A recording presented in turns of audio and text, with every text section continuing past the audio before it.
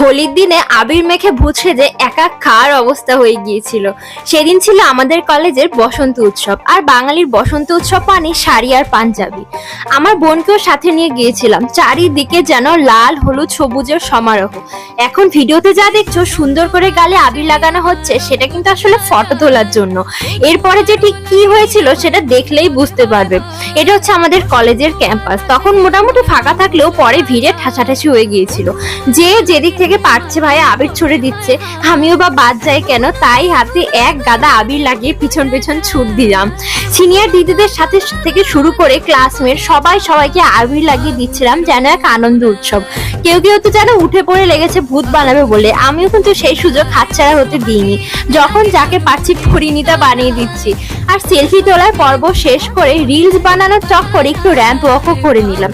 সবশেষে একটু নেচে গিয়ে আনন্দ করে বাড়ি ফিরলাম।